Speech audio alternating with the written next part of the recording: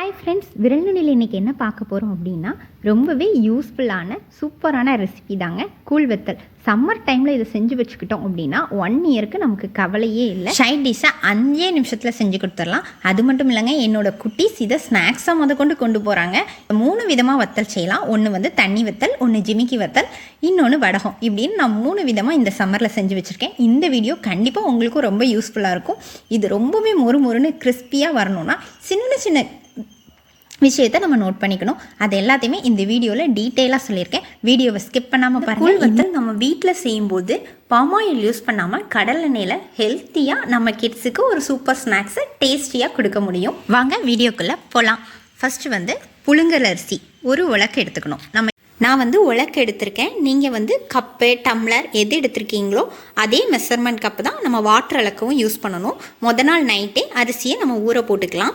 மறுநாள் அந்த ஊறின அரிசியை நல்லா தண்ணி இருத்துட்டு கிரைண்டர் அல்லது மிக்சியில் கொடுத்து அரைச்சிக்கலாம். நம்ம ஒரு டம்ளர் அரிசி எடுத்தோம் அப்படின்னா 7 டம்ளர் நம்ம தண்ணி எடுக்கணும். அந்த தண்ணியை முதலையே அளந்து எடுத்துக்கோங்க. நீங்கள் அளந்து வச்ச தண்ணியில் பாதி தண்ணியை ஃபஸ்ட்டே நம்ம செய்ய போகிற பாத்திரத்தில் ஊற்றி அதில் பாதி தண்ணியை வந்து ஹீட் பண்ணிடலாம்.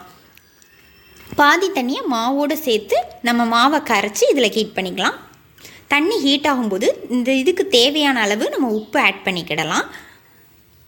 அப்போ தான் உப்பு வந்து இதோட நல்லா மிக்ஸ் ஆகும். இப்போ அரைச்ச மாவை நம்ம அளந்து எடுத்து ஆல்ரெடி அடந்து வச்சுருக்க பாதி தண்ணியை இந்த மாவோடு சேர்த்து நல்லா கரைச்சி இப்போ இது எல்லாத்தையும் மொத்தமாக மிக்ஸ் பண்ணி வேக வைக்க போகிறோம்.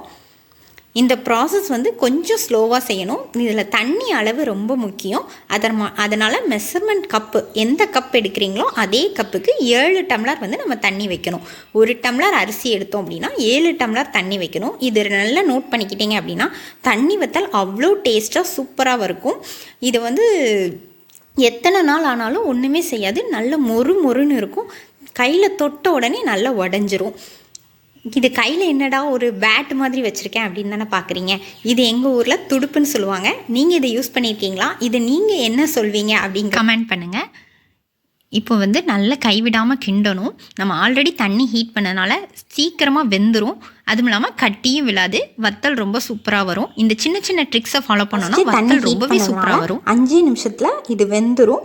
இது வெந்த பிறகு கொஞ்சம் ஹீட் குறைஞ்ச பிறகு நம்ம ஜீரகம் ஆட் பண்ணிக்கலாம்.